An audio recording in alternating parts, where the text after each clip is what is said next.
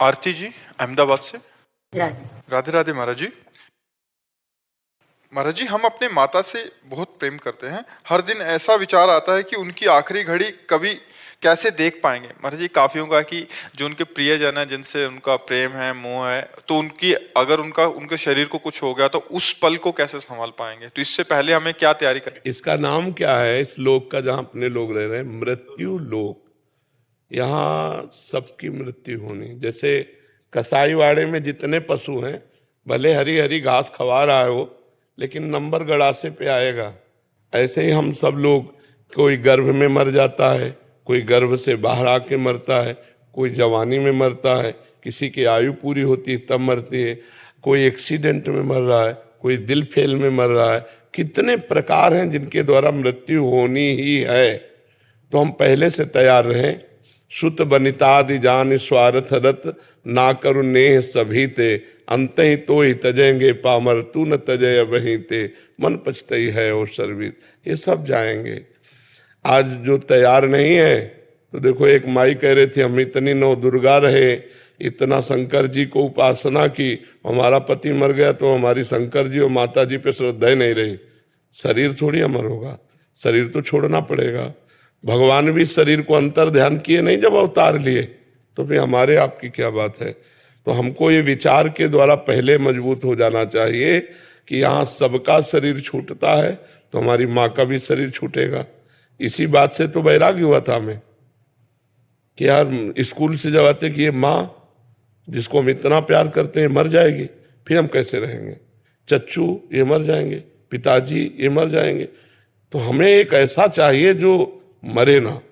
तो वो निष्कर्ष निकला वो तो केवल भगवान ही है। तो भाग पड़े भगवान से दोस्ती करने के लिए कि बस हमको ऐसा दोस्त चाहिए कि मरने का डर हमारा भी खत्म हो और हमारे दोस्त का भी। तो हमारे मित्र हैं भगवान, और जिनसे मित्रता की गई उन्होंने हमें निडर कर दिया, निर्भय कर दिया। अब देखो किडनी फेल है लेकिन मरने का भय है क्या? अगर मरने का भय हो तो तुम्हारे बीच में बैठकर थोड़ी हम प्रश्न उत्तर कर सकते हैं। फिर तो इतना कष्ट है कि हम पड़े रहे सैया पे? बिल्कुल नहीं। भगवान की कृपा से हर समय आनंद बना रहता है। तो हम भगवान की कृपा का आश्रय लें और ये विचार करें कि पुत्र मित्र पति शत्रु जो भी है मरेगा, आज नहीं तो कल मरेगा। ये बात अच्छी नहीं लगती किसी को, लेकिन ये बात सत्य है कि मरना निश्चित है। उन रिश्तों में महाराज जी गाढ़ प्रेम, मतलब एक प्रियता, इसीलिए तो कहा गया है ना करो प्रीत सविते। भगवान को देखो उनके अंदर। भगवान देखोगे तो जो है वो निकल गया, शरीर यहीं पड़ा हुआ है। शरीर को देखा, और यद्यपि हम मानते भगवान को ही है कहीं ना कहीं, क्योंकि भगवान के जाने पर हम किसी शरीर को प्यार नहीं करते, उसको जला देते हैं। तो अगर हम भगवान को वर्तमान में देखकर प्यार करें तो हमें डर खत्म हो जाएगा कि ये मृत्यु, मरेगा नहीं। मरता कौन है? जीवात्मा निकल गया, शरीर पहले ही जड़ था, उसको जला दिया जाता है, मरा तो कोई नहीं। ये जरूर कि अब हम उससे नहीं मिल पाएंगे। जैसे माँ के शरीर का जीवात्मा निकल गया, अब वो दूसरी योनि में जाएगा, किस योनि में जाके क्या बनेगा, कभी हम माँ के रूप में उसे नहीं देख पाएंगे। तो ये हमारा मोह है जो हमको पीड़ा देता है। काम क्रोध लोभ मोह मद मत्सर, तो 6 दोषों में एक ये मोह दोष है कि लगता है कि अब अगर इनकी मृत्यु हो गई तो। ये सबको लगता है, आपको ही नहीं लगता, सबको लगता है। अपने प्रियजनों के विछोह की बात याद आते ही हृदय कांप जाएगा। यार अगर पत्नी मर गई तो क्या होगा, यार बेटा मर गया तो क्या हो गया, अगर हमारे पिता मर गए तो क्या होगा। ये सबको लगता है, लेकिन मरना तो पड़ेगा ही। इसका नाम मृत्यु लोक है। इसीलिए भगवान का आश्रय ले लो, भगवान का भजन करो, जिससे वो हमें इस मोह ममता से बचा लें। नहीं तो ऐसा ऐसा दुख होता है कि आदमी विक्षिप्त हो जाता है। परिवार का प्रियजन जाते ही वो अपने कर्तव्य को भूल जाता है, लगता है हम जी नहीं पाएंगे इनके बिना। जैसे प्रिय पत्नी है, प्रिय पति है, प्रिय पुत्र है, ऐसे कितने घनिष्ठ संबंध हैं। लगता है इन संबंधों के जो संबंधी हैं वो पधार गए तो हम उनके बिना रह नहीं सकते, लेकिन रहना पड़ेगा, रहना पड़ेगा। तो हमको नाम जप करना चाहिए, भगवान से प्रार्थना करनी चाहिए कि इस मोह संबंध से मुझे बचा लो, तो वही बचा सकते हैं, नहीं तो बहुत कठिन मोह संबंध है। महाराज जी, पूरी रात दिन मुझे यही विचार आता है कि हम उस घड़ी को शायद कदापि देख। बिल्कुल नहीं, वो तो सबको लगता है, अपने प्रियजनों का बिछोह कैसे कोई देख सकता है अपनी आंखों से, पर नाम जप करो, ये सत्य विषय है कि यहाँ से जाना पड़ेगा। अब हो सकता है कि तुम्हारी माँ बाद में जाए, पहले तुम चली जाओ, कोई भरोसा थोड़ी है। कह रही वो चाहती हूँ मैं उससे पहले चले जाऊँ। इसका कोई भरोसा नहीं। अरे नाच रहे, डीजे बज रहा है और मर गए, नहीं नाच रहे, डीजे बज रहा, मर गए। भोजन की थाल आई, खाना शुरू किया, मर गए। मरने का कोई भरोसा है? प्रवचन कर रहे, मर गए। इसका कोई भरोसा, कब कहाँ को। गाड़ी में जा रहे, फिल्मी गाना बज रहे, मस्ती से जा रहे, एक्सीडेंट हुआ, चकनाचूर हो गए। मृत्यु तो कब कहाँ कैसे ले जाए कोई पता नहीं, और कौन चला जाए। डॉक्टर ने हमसे कहा था कि 2.5 वर्ष से 3 वर्ष में मर जाओगे। अब हम तो मरे नहीं, डॉक्टर है कि नहीं पता नहीं। हाँ, तो ये मरीज पड़ा है और डॉक्टर गए, तो ये तो कुछ समझ में नहीं आता इस मृत्यु के खेल को, कब कहाँ कौन चला जाए। इसलिए नाम जप करो और भगवान से प्रार्थना करो। मुस्कान गांधी जी चंडीगढ़ से। श्री हरिवंश महाराज जी, आपके ना जाने कितने शिष्य हैं जिन्होंने सब कुछ छोड़कर जिंदगी आपके नाम कर दी। गुरुदेव, क्या हम गृहस्थी भी ऐसा कर सकते हैं कि आपको अपना जीवन, हमारी बात मान ले, जीवन आपका आपके लिए ही है। आप अपने जीवन को परिवार के सदस्यों के प्यार में बांटिए, पर बात हमारी मान लीजिए। हमारी सब बातों की बात है राधा राधा राधा।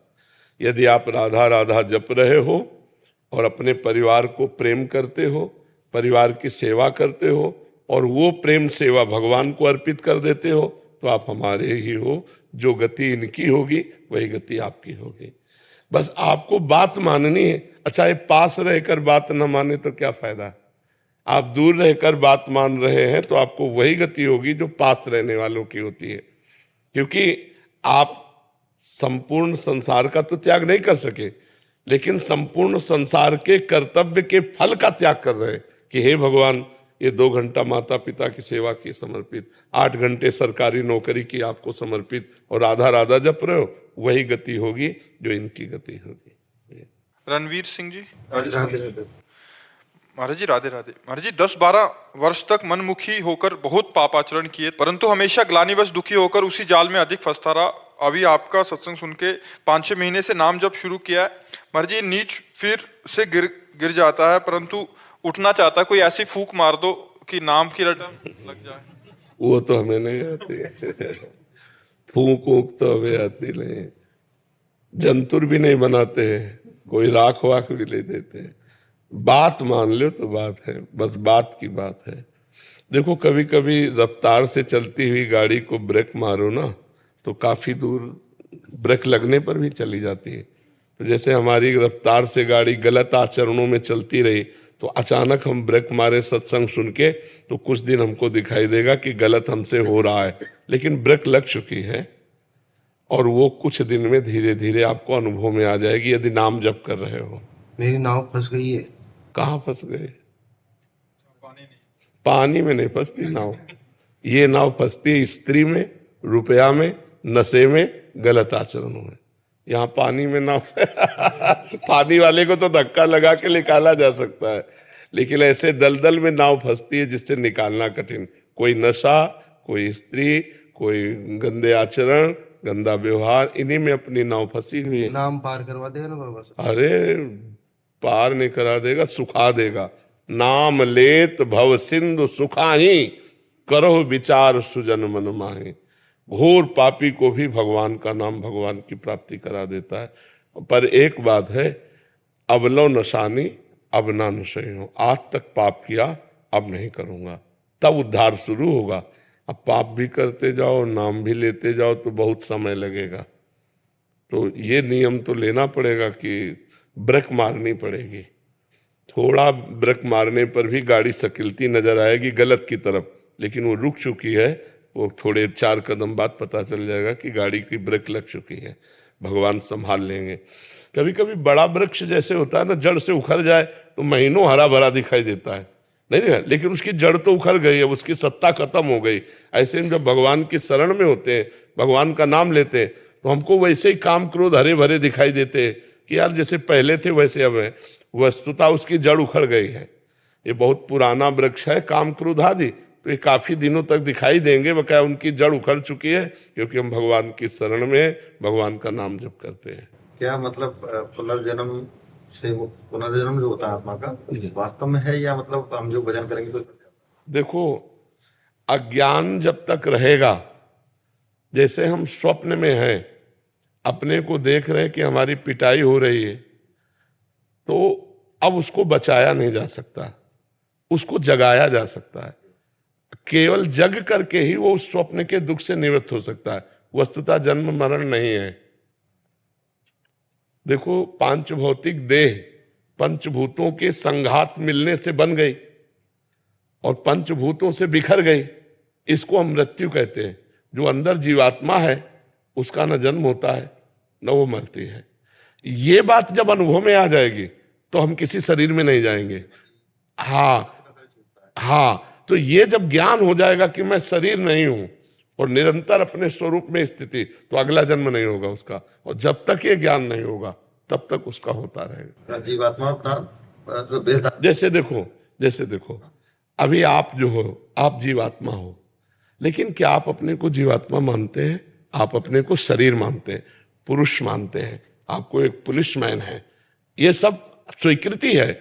जीवात्मा की तरफ कभी आप नहीं गए कि मैं शरीर नहीं हूं, ये तो पांच भौतिक शरीर है, मैं मन भी नहीं हूं, मैं इंद्रियां भी नहीं हूं, मैं प्राण भी नहीं हूं, तो मैं हूं कौन? अब उसका ज्ञान करने के लिए जब साधना किन गए तो पता चला मैं आत्मा हूं, अब जन्म नहीं होगा। पता चल जाए फिर जन्म नहीं होगा। अनुभव हो गया आत्मस्वरूप का तो जन्म मरण से मुक्त हो। जब तक अनुभव नहीं होगा तो अब आप पुरुष बन करके जो कर्म किए वो कर्म आपको अगले जन्म का बंधन है।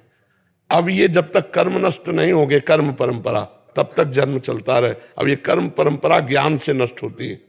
हाँ, जो हम भजन करते हैं, भजन करने से जो हमें ज्ञान प्राप्त होता है तो उससे हमारे कर्म संस्कार भस्म हो जाते हैं। मानो ऐसे जैसे सोते हुए को जगा दिया गया। अब जगना है ज्ञान कि मैं आत्मा हूं, मैं शरीर नहीं हूं, मेरे द्वारा जो भी क्रियाएं हो रही वो मैं नहीं कर रहा, ये माया के द्वारा हो रही। सतोगुण रजोगुण तमोगुण गुणानुगुण वर्तन्ते मनुष्या पार्थ सर्वसा, ये गुण ही गुण में वर्त रहे, मैं थोड़ी कर रहा हूं। जहां उसको मैं का ज्ञान हुआ मैं मुक्त हो गया, मैं आत्मस्वरूप हूं, ब्रह्म स्वरूप हूं, ऐसा ज्ञान होते ही वो जीवन मुक्त हो गया, या भगवान के प्रेम में मतवाला हो गया। हर समय नाम चल रहा है, आंसू चल रहे भगवान के प्रेम में, अब उसका अगला जन्म नहीं होगा। भगवान की कृपा से या ज्ञान की कृपा से, दोनों के द्वारा ही हम अगला जन्म रोक सकते हैं, अन्यथा नहीं। छोटे मोटे भजन से रुकने वाला नहीं है, क्योंकि जब तक अज्ञान है तब तक जन्म मरण है। अज्ञान नष्ट हुआ तो जन्म मरण कोई नहीं, हुआ ही नहीं कभी, जन्म मरण हुआ ही कभी नहीं। शरीर में पैक हो गए उसी को हम जन्म मान लिए, शरीर से छूट गए तो उसी को मरण मान लिए, फिर अगले शरीर में गए तो फिर जन्म हो गया। ये जाते रहेंगे कर्म संस्कार। कर्म नष्ट हो गए तो मुक्त हो गए, अपने स्वरूप में आ गए। जैसे समुद्र वायु विकार के कारण तरंग कहलाएगा, और वायु विकार नहीं तो तरंग है नहीं, शांत समुद्र है। ऐसे हमारा स्वरूप शांत स्वरूप है। तो ये तरंगे जो है माया के कारण है, स्त्री रूप पुरुष रूप नाना प्रकार की भोग वृत्तियां, ज्ञान के द्वारा इसी माया का नाश हो जाए तो खूब भजन करे, परोपकार करे, भगवान से प्रार्थना करे, तो भगवान ज्ञान स्वरूप है, उनके जुड़ने से ज्ञान हृदय में जागृत हो जाता है। वरुण कपूर जी दिल्ली से। हरिवंश महाराज, श्री हरिवंश राधा वल्लभ श्री हरिवंश महाराज जी, आपके चरणों में कोटि कोटि नमन।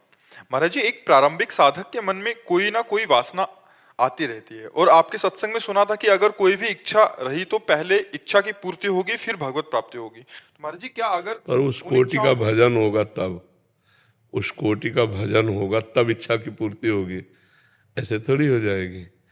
जब हमारी जैसे करदम जी को आज्ञा दी ब्रह्मा जी ने कि सृष्टि बढ़ाओ, तो सृष्टि बढ़ाने के लिए पत्नी की आवश्यकता हुई, तो उन्होंने 10,000 वर्ष तक तपस्या की, फिर भगवान से पत्नी मांगा, तो देहूति जी पत्नी के रूप में मिली, फिर भगवान स्वयं पुत्र रूप में आए। ये मांगा नहीं, पर स्वयं उनका कल्याण करने के लिए कपिल भगवान के रूप में भगवान ने अवतार धारण किया।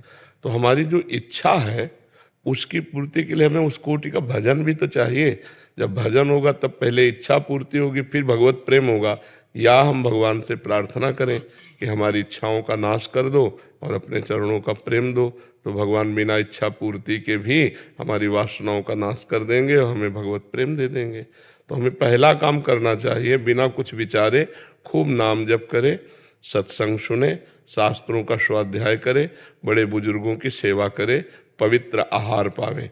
तो इससे हमारी भूमिका ठीक बन जाएगी, आगे भगवान जैसा चलावे। अपने को खूब नाम जप करना है। जब भरपेट नाम जप करेंगे तो अपने आप सब आनंद ही आनंद हो जाएगा। वासना भी पूर्ति होगी तो प्रसाद रूप होगी, वो हमें फंसाने वाली नहीं होगी। भगवान से जो वासना की पूर्ति होती है वो हमको वैराग्य दिलाती है, और जो अपने कामनाओं की पूर्ति संसारिक कर्म से होती है वो हमें राग युक्त कर देती है, आसक्त कर देती है। भगवान की द्वारा दी हुई वस्तु अनासक्त कर देती है। ये संसारिक और भगवान से लेने में अंतर है। जब भगवान कोई भोग देंगे तो उसको भोगते ही अनासक्त हो जाएगा, और जब संसार में कर्म के अनुसार भोग मिलेगा तो उसमें आसक्ति बढ़ जाती है। आसक्ति होने से दुर्गति होती है, अनासक्त होने से मुक्त हो जाता है। जैसे विभीषण जी जब लंकाधिपति बनने का भाव करके आए थे तो भगवान ने सबसे पहले लंकेश करके संबोधन किया। तो उन्होंने कहा, प्रभु उर्कछ प्रथम वासना रही, पहले तो थी अब तो नष्ट हो गई। आपके चरणों को देखकर अब तो अविरल भक्ति चाहे। तो भगवान ने कहा भक्ति भी मिलेगी और लंकाधिपति भी, 1 कल्प तक का राज्य तुम्हें स्वीकार करना होगा। तो विभीषण जी 1 कल्प तक के लिए अब भी राजा है और भगवान की भक्ति में युक्त है। वासना विवेक के द्वारा कम कटती है, क्योंकि जैसे बार बार आप करोगे थोड़ी देर बाद फिर वो जग जाएगी, फिर वो जग जाएगी। भगवान मिटाते हैं। जब भगवदानंद मिलता है अंदर से सुख बुद्धि खत्म होता है। जैसे हमें ऐसे संयोग आएंगे, 1000 बार काटेंगे लेकिन वो वासना बनी रहेगी। जब फिर संयोग आएगा तो फिर उदय हो जाएगी शरीर भोग की कामना। और जब भगवदानंद की अनुभूति होगी तब शरीर पास रहने पर भी भोगने की इच्छा नहीं होगी। इसे वास्तविक वासना का नाश कहते हैं, और होता है भगवान की कृपा से। खूब भजन करो, भगवान कृपा करें तो स्थायी वासना का नाश हो जाए। विवेक के द्वारा हम उसको दबा सकते हैं, उसको थोड़ी देर के लिए काट सकते हैं, लेकिन स्थायी नाश नहीं होगा। स्थायी नाश होगा भगवदानंद का अनुभव होने पर। भगवान की कृपा से जब आनंद का अनुभव हुआ तो सब घृणित भोगों की तरफ घृणा हो गई और सच्चिदानंद में रति हो गई, वो बात अलग है। तो भगवान से प्रार्थना करता रहे और नाम जप करता रहे। हेतल जी अहमदाबाद से। राधे राधे। महाराज जी राधे राधे, आपके चरणों में कोटि कोटि प्रणाम। महाराज जी, हम अपने जन्म का सही उद्देश्य कैसे जान सकते हैं? भगवान ने इस साधु समागम के द्वारा प्रथम भगति संतन कर संगा। हमारे जीवन का उद्देश्य क्या है ये सत्संग से पता चलता है। जब हम साधु समागम करते हैं तो पता चलता है साधन धाम मोक्ष कर द्वारा। ये मनुष्य शरीर साधना का धाम है और मोक्ष प्राप्ति के लिए है, भगवत प्राप्ति के लिए। इसका उद्देश्य केवल इतना नहीं है, हमारा उद्देश्य ये सब कर्तव्य करते हुए भगवान का स्मरण करते हुए भगवत प्राप्त हो जाए। हमारा दोबारा जन्म न हो, अगर जन्म हो तो उत्तम मनुष्य योनि मिले और भगवत भक्ति संपन्न रहे और भगवान की जय जयकार करते हुए जन्म व्यतीत करें तो सार्थक है। तो हमारे मनुष्य जन्म का उद्देश्य है भगवत भजन, भगवत प्राप्ति। अगर ये नहीं हुआ तो ये सब करते हुए भी हमारी दुर्गति नहीं रुकेगी। दुर्गति रुकेगी भजन से। जिन हरि भगति हृदय नहीं आनी, जीवित सौ समान त्रेप्यानी। जिसके हृदय में भगवान की भक्ति नहीं, वो जीते जी मुर्दे के समान है। महाराज जी, ये जब बहुत लेट पता चलता है तो बहुत अफसोस होता है कि कोई बात नहीं, आखिरी श्वास भी काम कर जाएगी। अब जितनी श्वासें हमारी बची हैं, अगर हम इतनी श्वासों में राधा राधा रटते हैं, मान लो हमारे पास 2 श्वासें हैं, हमने कहा राधा राधा और मर गए तो राधा की प्राप्ति हो जाएगी। अंतःमति सोगति। अगर अंत में अपने पुत्र के बहाने नारायण पुकारा जा मिलने तो नारायण भगवान मिल गए ना। तो हमारी जितनी श्वासें हैं, खड़वांग जी को पता चला कि 2 घड़ी, अब 48 मिनट हमारे पास टाइम है, तो 48 मिनट उनका बहुत है। 48 मिनट और आंख मूंदा चित्त वृत्ति भगवान में लगा दी, 48 मिनट में भगवत प्राप्त हो गए। तो हमको ये डरना नहीं है, जितने भी सेकंड हमारे पास हैं भगवत प्राप्ति के लिए पर्याप्त है। बस उसमें नाम शुरू कर दें। राम राम हरि हरि कृष्ण कृष्ण राधा राधा, जो नाम प्रिय हो वो नाम निरंतर जपते रहे, तो जिस श्वास में नाम लेकर प्राण छूट गए हमें भगवान की प्राप्ति हो जाए। हमें पता कैसे चलेगा कि हमको भगवान ने किस कार्य के लिए भेजा हुआ है? संत समागम से बताया ना, क्योंकि ऐसे आपको क्या पता चलेगा? अगर आप असंत जनों का संग करोगे तो वो यही शिक्षा देंगे, मात पिता बाल कहीं बुलावे, उदर भरे सोई जतन सिखावे। पर कई बार अच्छे कर्म करने के बाद भी पेन होता है, तकलीफ होती है। पूर्व जन्म के पाप कर्म के अनुसार अच्छा कर्म कभी दुख नहीं देता। जैसे हमने अभी अच्छा कर्म किया, हमारे शरीर को पेन हो रहा है, तो पूर्व जन्म के कर्म से, ये वर्तमान का कर्म नहीं है। अच्छा कर्म कभी दुख नहीं देता और बुरा कर्म कभी सुख नहीं देता। तो हमारे द्वारा जो बुरा कर्म हुआ वो आज अच्छे कर्म करने पर भी हमें दुख दे रहा है, नहीं देख रहा। तो इसलिए हमको धैर्यवान रहना चाहिए कि मेरे ही किसी कर्म का फल मुझे दुख दे रहा है, लेकिन आज मैं अच्छा हूं इसलिए आगे दुख नहीं मिलेगा, आगे अच्छा जीवन होगा। जी, क्योंकि कई बार ऐसा देखते हैं कि हम अच्छा कर्म कर रहे हैं, हमको फल की प्राप्ति कम हो रही है, जो बुरे कर्म कर रहे हैं उनको ज्यादा फल की। शायद इस पर हजारों बार बोल चुके हैं कि हमारे पूर्व के प्रारब्ध कर्म होते हैं। अभी अभी इस बच्ची से कहा कि अभी अभी कहा नहीं, तो ये होता है हमारे पूर्व कर्मों के आधार पर। दादाजी महाराष्ट्र पूना से श्री हरिवंश महाराज जी, आपके चरणों में कोटि कोटि प्रणाम। गुरुदेव, चित्त में अखंड प्रिया प्रीतम का रूप, मुख में नाम और अखंड धाम वास कैसे हो? मृत्यु सब छीन लेगी, इससे पहले सब में आसक्ति कैसे छोड़े? भगवान से प्रार्थना करो, क्योंकि जासु कृपा सब भ्रम मिट जाए, गिरजा सोई कृपालु रघुराई। एकांत में भगवान से रो कि प्रभु मेरी सामर्थ्य नहीं कि मैं भजन बल से तप बल से आप तक पहुंच सकूं। इतना आसक्त चित्त है शरीर में, शरीर संबंधी भोगों में, शरीर संबंधी रिश्ते नातों में, तो नाथ हमें सामर्थ्य दो। जब हम घर से निकले थे तो भगवान से यही प्रार्थना की थी कि मेरा कोई साथी नहीं है, आप हमको सतमार्ग दिखाना, कहीं मैं भ्रमित ना हो जाऊं। घर छोड़कर भाग तो रहा हूं पर मुझे पता नहीं कहाँ जाना है, किससे मिलना है, कौन सा मार्ग चयन करना है। हृदय से पुकारा, आज तक वो पकड़ कर चला रहे। 13 वर्ष की अवस्था में कोई ज्ञान विज्ञान थोड़ी प्रकाशित होता, बच्चा ही तो होता है। तब से लेकर आज तक न कोई एक दोस्त है, न कोई एक दुश्मन है, और भगवान हमको ऐसे मार्ग में चलाते रहे। तो हम भगवान से यदि प्रार्थना करें तो हमारी सारी आसक्तियां वो नष्ट कर देंगे। भगवान अगर हमारे ऊपर करुणा करें तो आज ही हमारे हृदय में प्रेम भक्ति जागृत हो जाए, तो हम भगवान को पुकारें, भगवान को रो रो कर पुकारें। कबीरा हंसना छोड़ दे रोने से कर प्रीति, बिन रोए किन पाइया प्रेम प्यारा मीत। भगवान के लिए आंसू बहे, एकांत में बैठकर उनसे रोएं तो तन्मयता होने लगेगी। और वो कृपालु हैं, कृपा तो किए हुए हैं, अगर कृपा न किए होते तो आप यहाँ बैठे ना होते। अब मोहि भाव भरोसा अनुमंता, बिनु हरि कृपा मिले नहीं संता। तो हरि की कृपा है, अब रो हरि के लिए, रुदन करो एकांत में। इतनी लालसा बढ़ जाए मुझे वृंदावन चाहिए, मुझे प्रिया प्रीतम चाहिए, हे प्रभु कृपा करो, तो सब कर देंगे। वो बड़े कृपालु हैं। दूसरा कोई साधन बल नहीं इसमें, या गुण साधन ते नहीं हुई, तुम्हारी कृपा पाओ कोई कोई। ये साधना से नहीं, ये कृपा से होता है जो आप कह रहे हैं। तो इसके लिए हमें रोना चाहिए, अपने प्रभु से रोएं कि हम पर कृपा करें, तो निश्चित कृपा होगी। और उनकी कृपा है, और जहां कृपा बढ़ी तो अंदर से जो अहंकार है हमारा वैराग्य का, वो जहां हटा कि मैं त्यागी वैरागी, तहां दैन्यता, जहां दैन्यता था भगवान से प्रेम हो गया। अंदर लगने लगे मैं तो विषयी हूं, अगर भगवान कृपा ना करेंगे तो मैं कभी भी भ्रष्ट हो सकता हूं। तो हे नाथ, हे करुणामय, जहां पुकार हुई वैराग्य का भी बल गया, तो भगवान अनुराग दे देते हैं। देते वही हैं, इसमें साधना काम नहीं करती, इसमें कृपा काम करती है। रमन जी वृंदावन से। राधा वल्लभ श्री हरिवंश महाराज जी, आपने भागवत जी की कथा जो हम सुन रहे हैं, इसका अंतिम स्कंद जो आप श्रवण करा रहे हैं, बहुत सारी जो जप तप की विधियां और तत्व ज्ञान के बारे में कहा, वो समझ में नहीं आ रहा महाराज जी। वो सत्संग महाराज जी, क्या अपने शरणागत को भी वो तत्व तप की विधियां समझने और उसको करने की जरूरत? जैसे PhD की बात हो तो 2-4 कक्षा वाले को समझ में आएगा क्या?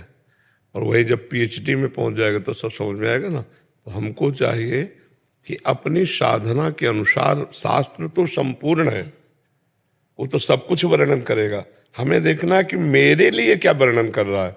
तो हम शरणागत हैं, हमारा केवल एक ही लक्ष्य है, अगर आज का सत्संग सुना हो, प्रारंभ में केवल चिंतन, नाम जप हमें निरंतर करते रहना, सब स्थितियां अपने आप आ जाएंगी। अगर हम आगे की स्थिति समझना चाहेंगे तो नहीं समझ पाएंगे, हमारे पास उतना मसाला नहीं, ना बुद्धि में है और ना मन में है। और जब हम भजन करेंगे तो आगे से आगे समझदारी सब बढ़ती चली जाएगी।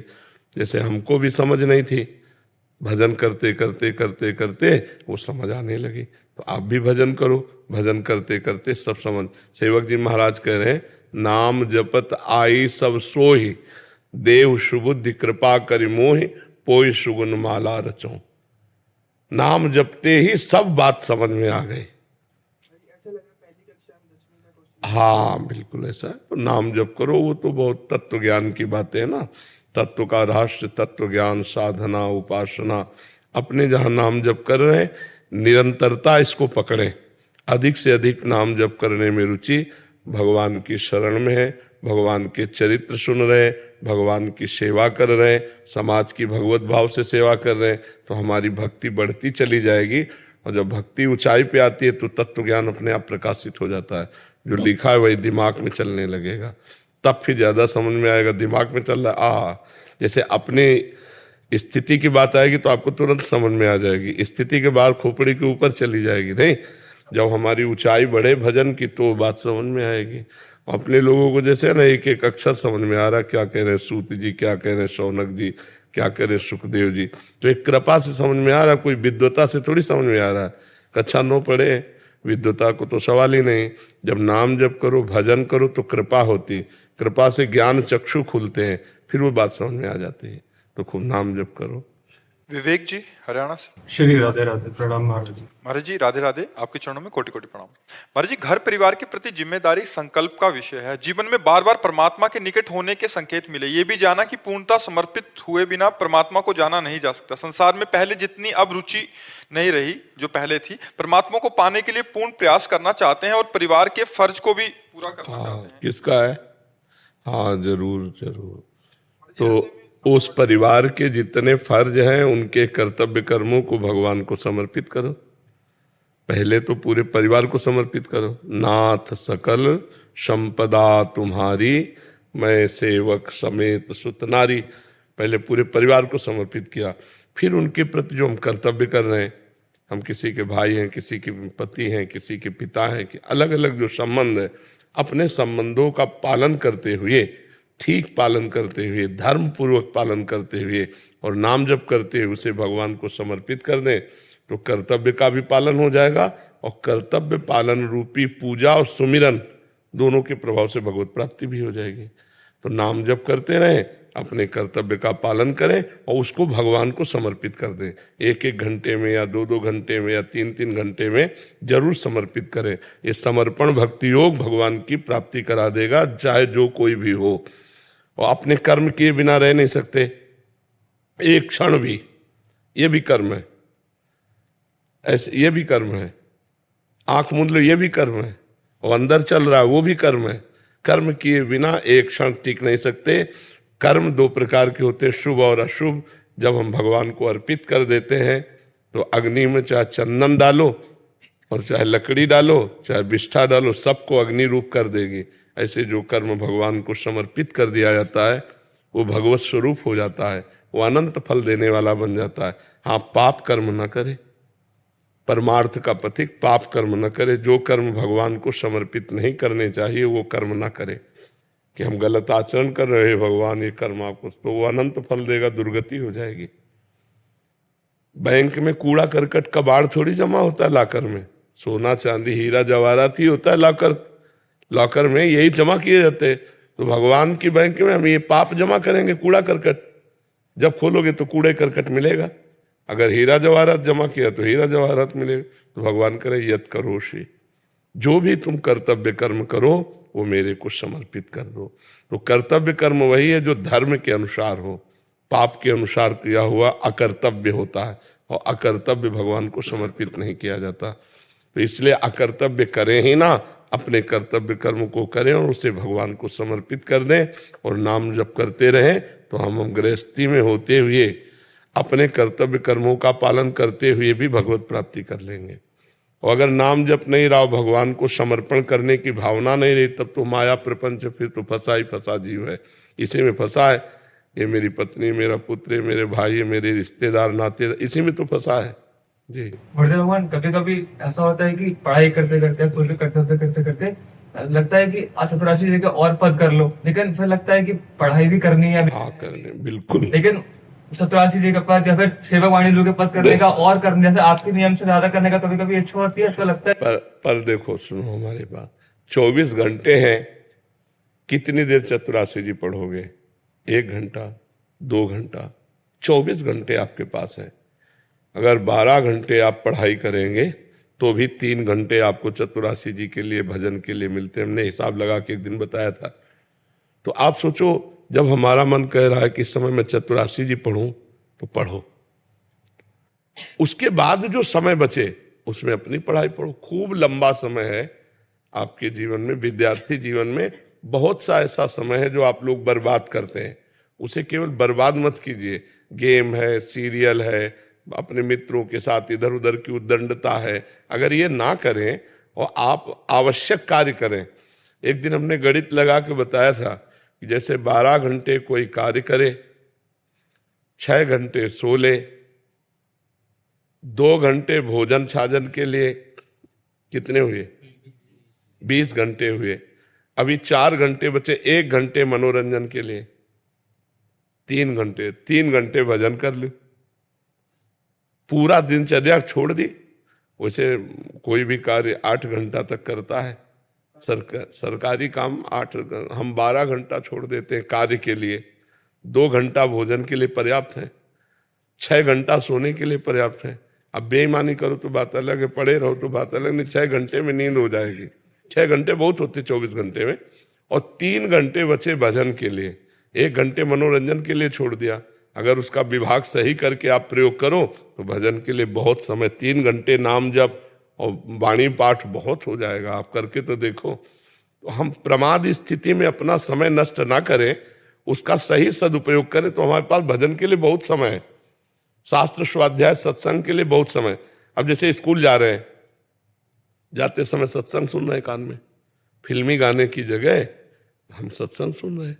हम समय का सदुपयोग करें, केवल दुरुपयोग ना करें, तो आपकी पढ़ाई के लिए भी बहुत समय मिलेगा, आपको मनोरंजन के लिए भी समय मिले।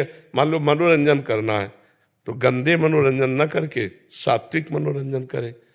गंदे सीरियल ना देखकर सात्विक देखें। रामायण है, महाभारत है, कृष्णा है, ऐसे बहुत से सात्विक सीरियल चले जिनमें हमें अपने भगवान की महिमा जानने को मिलती है। अब ऐसे गंदे सीरियल देखो जिनमें गंदे आचरणों की बढ़ोतरी है, तो हमारे अंदर गंदे भाव आएंगे। तो अगर हमारा मनोरंजन, कहने का मतलब कि हम गंदगी से हटकर मनोरंजन करें, गंदगी वाला मनोरंजन ना करें, तो हमारे जीवन को बहुत आनंद में व्यतीत करने के लिए भगवान ने 24 घंटे दिए हैं। 24 घंटे में हम समय का विभाग करके यदि अपनी दिनचर्या बनाएं तो हमें सत्कार्य करने के लिए बहुत समय है, बहुत समय है। तो हम, अब आज के बच्चों की दिनचर्या हो गई कि 1-2 बजे तक जगते हैं और फिर सो जाते हैं, 10-11 बजे तक सोते हैं। ऐसे ये आध्यात्मिक उन्नति तो हो ही नहीं सकती। भगवान सूर्य उदय हो रहे हो, आप शयन कर रहे हो, तो आपकी आयु, श्री, बुद्धि, कीर्ति ये सब नष्ट हो जाएगी। तो हमें लगता है बिरला ही कोई बच्चा ऐसा होता होगा जो 4 बजे उठे, नहीं तो 8-9 बजे तक उठने का अभ्यास बन गया है। अगर इतने लोगों में पूछा जाए तो 2-4 लोग ब्रह्म मुहूर्त में उठते होंगे, क्योंकि वैष्णव है, नहीं तो सब सूर्योदय के बाद ही उठते होंगे। क्यों? हाँ, जो सत्संग सुन रहे हैं, दीक्षा लिए हैं, उनका तो शायद जीवन पहले से सुधार में होगा। नहीं, वैसे अब प्रायः ये चल पड़ा है 9-10 बजे तक सोने का। तो बच्चे नहीं उठते, मतलब जो जैसे उनको 8-10 दिन उठाओ भी, 12 दिन फिर वो 1-2 दिन तो रूटीन रहेंगे, फिर वही। हाँ, क्योंकि जब तक अपना उद्देश्य नहीं होगा, मान लो बच्चों का उद्देश्य स्वयं नहीं होगा, तब तक जबरदस्ती कितनी बार जगाया जा सकता है। उठा के बैठाला, तुम गए फिर सो गए। अगर 10 बजे शयन कर जाएं तो 11, 12, 1, 2, 3, 4, ठीक 4 बजे 6 घंटा पूरे हो जाते हैं।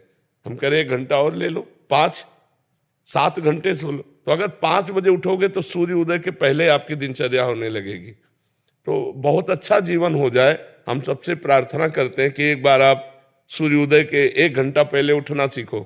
गुरुदेव भगवान, हम जो है 4 बजे मतलब उठते हैं डेली 4-5 बजे, और सेवा भी पूरी 2-3 घंटे की रहती है। लेकिन उसमें क्या होता है, मेरे अंदर एक भय बना रहता है हमेशा कि जैसे मेरी जरा से भी तबीयत खराब हुई, जैसे बुखार हुआ है, कुछ भी हुआ मुझे, तो मुझे लगता है मेरी आखिरी बीमारी है, मैं चला जाऊंगा।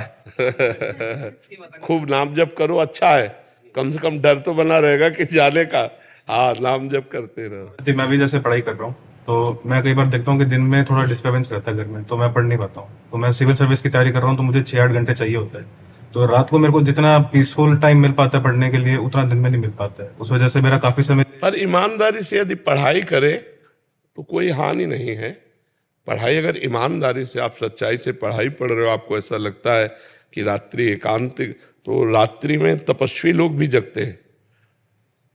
मतलब जैसे अब हम लोग हैं तो हम 12:30 बजे बैठ जाते हैं। महाराज, जब 3-4 बजे का समय होता है ना, मैं कई बार सोचता हूँ कि मैं पढ़ाई करूँ कि ध्यान करने बैठ जाऊँ। पढ़ाई करो, पढ़ाई तुम्हारा ध्यान है, ध्यान करने के बैठने की जरूरत नहीं। राधा राधा राधा बोले अपने पढ़ाई के कार्य में लगो, क्योंकि इस समय आपका कर्तव्य कर्म पढ़ाई है। थोड़ा भजन करो, हर समय पढ़ाई में लगे रहो। जब आपके पास समय एक्स्ट्रा हो तो उसे सतमार्ग में दे दो, नहीं तो पढ़ाई को भी भगवान में अर्पित कर दो। हम निषेध करते हैं गंदी बातों के लिए। अगर ईमानदारी से आप रात्रि में उठ के पढ़ते हो तो धन्यवाद है, आपको धन्यवाद है। आप अपने विषय में तो लगे हुए हो, विषय से हटकर समय व्यतीत मत करो।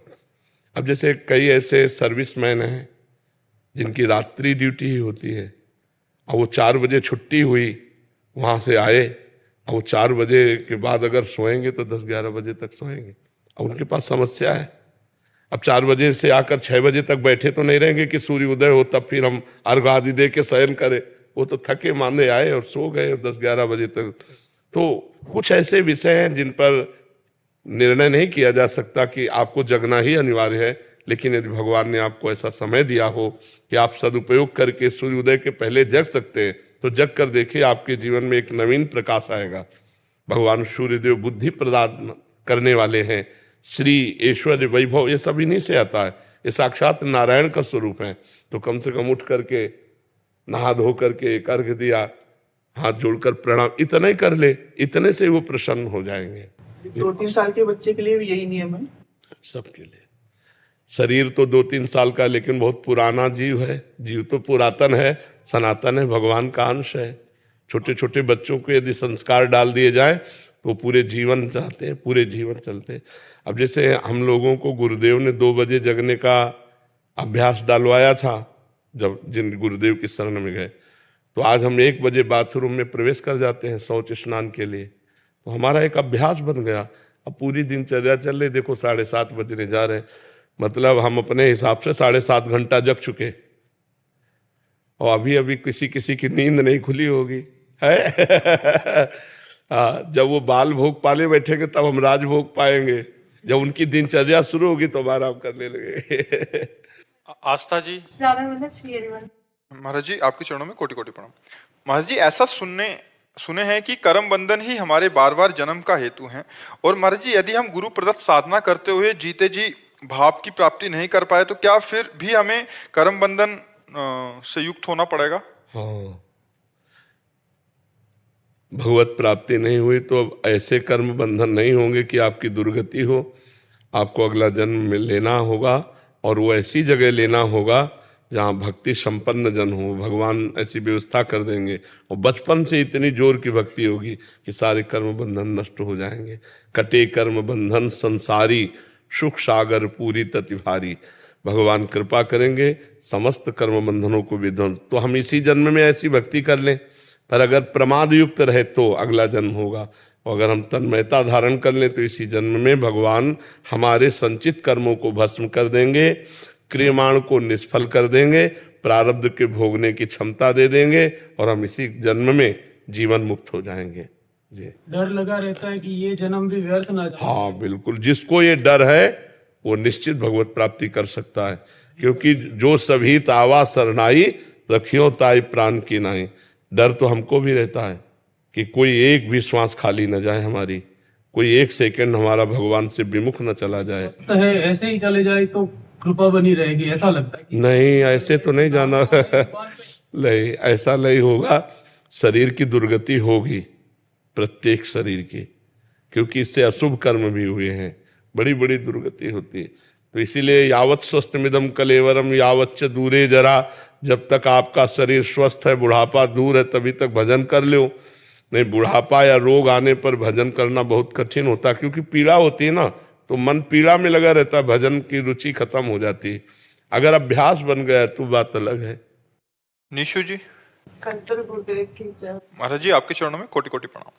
गुरुदेव भगवान, जब श्री जी के नाम बिना सब कुछ नश्वर है, ना तो पहले कुछ था ना बाद में रहेगा, तो फिर बच्चों के लिए कैसा मार्ग चयन करें? पढ़ाई कराएं या इनको भक्ति मार्ग पे लगा दें? नहीं, भक्त बनाते हुए भी संसार के कार्यों को कराना है, क्योंकि भगवान ने हमें रोल दिया है ना। तो जैसे हम किसी की पत्नी है, किसी की माँ है, ऐसे ये भी किसी के पति बने, किसी के बेटे बन करके जो अभी कर्तव्य कर रहे हैं, वो हमारे राष्ट्र की सेवा में आवे। तो भक्त का मतलब केवल बाबा जी बन जाना नहीं है। भक्त का मतलब, देखो हमको क्या करना पड़ा, हम 20 वर्ष एकांत में रहे, लेकिन आके समाज सेवा करनी पड़े कि नहीं करनी? रात्रि से लगे, 1 बजे रात्रि से लगे, बराबर अनुव्रत लगे, तो ये भी कर्तव्य कर्म करें। मनुष्य जन्म व्यर्थ ना जाए, नाम जप करो, भक्तिवान बनो और गृहस्थ बन करके समाज की सेवा करो। मान लो पढ़ लिख कर अच्छे पदाधिकारी बने तो भक्त पदाधिकारी है, इसलिए पाप नहीं करेगा, अधर्म नहीं करेगा, वो एक समाज को बहुत अच्छी व्यवस्था दे देगा। तो हमें चाहिए हम अपने पुत्र को भक्त बनावें और भगवान के भजन से युक्त एक संसार का व्यक्ति भी बनावें। क्यों किसी का पति बने, किसी का भाई बने, कोई राष्ट्र की सेवा करे, जिससे आना उसका सार्थक हो जाए। अर्जुन जी कह रहे मैं संन्यास लेके भजन करूंगा, भगवान कह रहे नहीं, युद्ध करो, युद्ध रूपी कर्तव्य कर्म को करो। तो बच्चों को पढ़ाए लिखाए और भगवान की भक्ति से युक्त करके एक सदगृहस्थ बनाए। अब जिनमें वैराग्य है, जैसे अपने लोगों को था कि बाबा जी बनना है, तो फिर उपदेश किसी के नहीं माने जाते, फिर भाग पड़ा जाता है भगवान की तरफ। अब बचपन से भगवान ने प्रेरणा की, तो अब इनमें से किसी को संत बनना होगा तो तुम बनाने से थोड़ी होता है, वो तो उसकी रुचि हो जाएगी कि मैं संसार में नहीं जाऊंगा, मैं भजन में लगूंगा। तो हमारा कर्तव्य है कि हम उसे संसार और भगवान दोनों के लायक बनावें। उसकी क्या स्थिति है वो उसे बता देंगे। गुरुदेव, आज का जो माहौल है उससे डर लगता है कि जब पढ़ने के लिए बाहर भी जाते हैं तो अभी यहाँ रहते हुए भी बच्चों में आपस में इतना कंपटीशन है, छोटे छोटे बच्चों में। हाँ, ये तो मतलब बहुत विचारणीय विषय हो गया कि बच्चों के संस्कार बचा पाना बहुत कठिन है। ऐसा माहौल बनता चला जा रहा है, पर आप माँ हैं, आप ऐसे संस्कार दे रहे हैं, तो इसलिए इनको इतना परिपक्व कर दो कि कुसंग का इनके ऊपर प्रभाव न पड़े। इनको पहले से दोस्त की तरह समझाओ, तुम्हें कोई गलत आचरण के तो हमको तुरंत बताना। इनको इतना परिपक्व कर दो कि ये गलत कुसंग को आप तक पेश कर पावे, तो संस्कार डाले जाते हैं। अब आप अपने बच्चों के अच्छे संस्कार ऐसे डाल रहे हैं तो ये माया पर विजय प्राप्त करेंगे। नाम जप कर रहे हैं तो डरने की जरूरत नहीं, भगवान है ना। गुरुदेव, एक भाव आया था, जैसे मैं सोचता था कि आप और आपके शिष्य इतने प्यारे और सरल क्यों हैं। तो कल मैं गुरुदेव भगवान की मुझे दर्शन हुई वाटिका, राधा वाटिका में, तो मुझे सब कुछ सारा क्वेश्चन का आंसर वहां पे मिल गया। गुरुदेव वो इतने प्यारे, इतने सरल थे, मतलब मुझे एहसास हो रहा था कि आप भी वहां पे हो आसपास। नहीं, उन्हीं का सब कुछ है। बाबा को देखो तो पिता का लक्षण समझ में आ जाएगा, और पिता को देखो तो अपने लक्षण समझ में आ जाएगा, नहीं आ जाए तो बाबा से जो परमाणु आते हैं, तो जैसे हमारे गुरुदेव भगवान, अगर गुरुदेव भगवान को देखते, जो हमारे गुरुदेव भगवान हमने देखे हैं, बच्चों जैसे वृद्ध थे, सब शास्त्रों का ज्ञान, लेकिन आपको ऐसा लगेगा कि जैसे 10-12 साल का बच्चा, एकदम निर्मल, एकदम शांत। तो महापुरुषों से ही तो सब स्वभाव परिवर्तित होता है। तो ये स्वभाव हमारे अंदर आ सकती है गुरुदेव, अगर हम रोज नाम जब बस मन वचन कर्म से गुरुदेव का हो जाने पर, गुरुदेव के सिवा हमारा कोई नहीं। तो जो गुरुदेव में है वैसे आ जाएगा, जो यहाँ तन्मयता करेगा वो ऐसे चला जाएगा। आ तो रहा परंपरागत, गुरुदेव के गुरुदेव ऐसे आता जा रहा है ना, तो वैसे ही चला जाएगा, वैसे आप में आ जाएगा। पर हम तन्मयता धारण करें तब है। खुशी शाह जी सूरत से। राधे राधे श्री हरि। राधे राधे महाराज जी, आपके चरणों में कोटि कोटि प्रणाम। महाराज जी, बचपन में ही माँ बाप चले गए। महाराज जी अपनों ने अनाथ आश्रम में छोड़ दिया, तब से जिंदगी में बहुत सारी हिम्मत नहीं हारी। और अब सुनेरी मैंने निर्बल के बल, आपको तो माता पिता ने छोड़ दिया, हमने माता पिता को छोड़ दिया। आपका संसार में कोई था नहीं, हमारा सब कुछ था तो हमने छोड़ दिया। तो हम कोई गिरे हुए थोड़े हुए, उठा दिया भगवान ने, नहीं उठा दिया। तो अनाथों के नाथ भगवान हैं। हम जानबूझकर अनाथ बने भगवान के लिए कि हमारा कोई नहीं है। अनाथ होना दीनानाथ से मिलने का रास्ता, संबंध बन जाना है। हमारा संबंध बन गया, मैं नाथ तू अनाथ को अनाथ कौन मोसो। मेरे जैसा अनाथ कौन होगा हे नाथ, न माता न पिता न रिश्ते न नाते, पता ही नहीं कौन मेरा है। तो आपके सिवा कोई नहीं। हे प्रभु आप मुझे स्वीकार करें। अगर दीनानाथ से संबंध हो गया तो सनाथ हो गए, फिर अनाथ नहीं। नाथ अनाथन हित समर्थ मोहन श्री राधा, राधा मोहन जैसे समर्थ स्वामी हमारे, अब हम अनाथ कैसे हैं। खुद को संभाला, फिर किसी से अपनापन हुआ, फिर उसने धोखा दे दिया। अभी मतलब इतना टूट चुकी हूँ कि बाहर से तो दिखाती हूँ कि अभिनय की दुनिया में है, और बाहर से तो अपने आप को स्ट्रांग दिखाती हूँ, बट अंदर से टूट चुकी हूँ। ऐसी स्थिति में कैसे अपने आप को संभाले। जितने अपने रिश्ते बनाए, जैसे प्यार की बात नहीं कर रही, कोई भी रिश्ता मैंने बहुत दिल से निभाया, पर उन्हीं ने धोखा दिया। मतलब बच्चा, संसार का स्वरूप यही है। हम कह रहे हैं तुमको धोखा मिला, हमने जानबूझकर के भागे हैं कि ये सब धोखे का संसार है। जब स्कूल से आते अपनी बैग लेकर के, और जब अम्मा की तरफ देखते तो बहुत प्यार था, तो हमारे मन में आता जब ये मरेगी तो मैं कैसे रहूंगा अंदर से। तब एक रास्ता निकला कि श्री भगवान, भगवान एक ऐसे दोस्त हैं जो कभी छोड़ते नहीं हैं। उनको पकड़ो। कक्षा 9 में पढ़ते थे, तो भागे हम संसार को छोड़कर, गुरुदेव का आश्रय, भगवान का आश्रय। तो अभी तक जो हुआ उसे भूल जाओ। अब एक रास्ता भगवान से मांगो कि मुझे जीने का रास्ता दीजिए। आप मेरे स्वामी हो, आप मेरे ईश्वर हो, और भगवान से जुड़िए। वो जब रास्ता दे देंगे तो बहुत बढ़िया मित्र मिला देंगे, बहुत बढ़िया संसार सजा देंगे। उनके लिए कोई कठिन नहीं। हमको तो एक ही बात लगती, भगवान से जुड़ो, अध्यात्म से जुड़ो, बलवान बनो। तुम दूसरों के आगे घुटने टेकने की जगह दूसरों को घुटने टेकवाओ। इतने भजन करो, इतना तप करो, इतने नियम में रहो कि दूसरा तुम्हारे सामने झुके, तुम्हें झुकने की जरूरत न पड़े। चाहे किसी को भाई धर्म का मानो, चाहे पिता मानो, चाहे जो मानो, वो केवल स्वार्थ वसात संबंध रखता है, अन्य नहीं। आप तो देख रहे हैं। मैं लक्ष्मी माँ की बहुत बड़ी भक्त हूँ, और नारायण के बिना लक्ष्मी जी अधूरी हैं, ये भी ध्यान रखो। हाँ। लक्ष्मी जी जब अकेले आएंगी ना पर्सनल वाहन पे, और अपने प्रीतम के साथ आएंगी, तो पता है गरुण, वेद मूर्ति भगवान गरुण पर सवार होकर, तो हमें लगता है गरुण पर सवार होकर आए तो हमारी बुद्धि ठीक रहेगी, नहीं उल्लू बना के चली जाएगी। नारायण को भी साथ ले लो। है लक्ष्मी नारायण की भक्तों पर लक्ष्मी माँ के व्रत करती हूँ। उनकी कृपा से मेरे पास सब कुछ है, बस प्यार की भूखी हूँ मैं। वो नारायण से मिलेगा। लक्ष्मी जी भी जहां से प्यार पाती है ना, वो हरि से मिलेगा, वो भगवान से जुड़ो।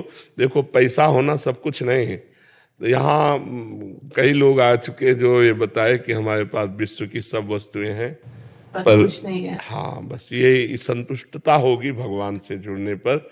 जैसे हमारे पास कुछ नहीं था, कुछ नहीं है, कुछ नहीं है और कुछ नहीं रहेगा, पर मेरे पास वो चीज है जो मुझे इन किसी की जरूरत नहीं। लेकिन मैं अभिनय क्षेत्र में हूँ, तो कभी हम भी अभिनय कर रहे हैं, हम भी अभिनय कभी मानसिक तनाव हो जाता है कि एक्टिंग पे नहीं, हमें मानसिक आनंद रहता है। देखो हम उत्तर ही दे रहे हैं आपको मानसिक तनाव रहता है इसलिए कि आप संसार से कुछ चाहती हैं, और हमें मानसिक आनंद रहता है, हम संसार को देना चाहते हैं। बस अंतर इतना है, हम देना चाहते हैं। हमारे ज्ञान को ले लो, हमारे भजन बल को ले लो, और आप दुखी स्तर से उठकर सुखी स्तर में पहुंचो। आप लौकिक से अध्यात्म की तरफ बढ़ो। आप अपने को जो नर्वस देख रहे हो, आप अपने को बलवान अनुभव करो। अविनाशी का बच्चा है, निकल इस संसार के दलदल से। तो ये बात है, आप अपना अभिनय करके भगवान को अर्पित करो। प्रभु ये जो तदर्पिता अखिलाचारिता, ये जो आचरण किए, ये आपको समर्पित है। और हर समय नाम जप करो, हरिशरणम जो नाम प्रिय हो भगवान का, देखो आनंद आने लगे। भगवान से जुड़ो, ये संसार धोखेबाज है। भगवान से जब जुड़ोगे तो तुम्हें किसी की मुख्य अपेक्षा नहीं रहेगी कि वो मुस्कुरा रहा है, कि वो आपसे कैसे देख रहा है। वो रोष भरे दे, हम इतना प्यार करते हैं, रोष भर के देखता है। हम इतना प्यार करते हैं, वो छल करता है। हम इतना प्यार करते हैं, वो प्यार ही नहीं देता है। इसकी जरूरत नहीं पड़ेगी। दिमाग में ऐसा कितने टाइम से आ रहा है, मैं साध्वी बन जाऊं, मैं साध्वी बन जाऊं। बाबा जी बनने की जरूरत नहीं है। बाबा जी बनना बड़ा कठिन है, बहुत कठिन है। आजीवन संसार के भोगों के बीच में रहकर भोगना भोगना, ये नहीं हो सकता, नहीं हो सकता ना भाई। 10-20 दिन दे दो, 1 महीना दे दो या साल भर दे दो, तो निर्वाह करने के है कि भाई 6 महीना व्यतीत हो गया, अब 7, इसके बाद हम फ्री हो जाएंगे।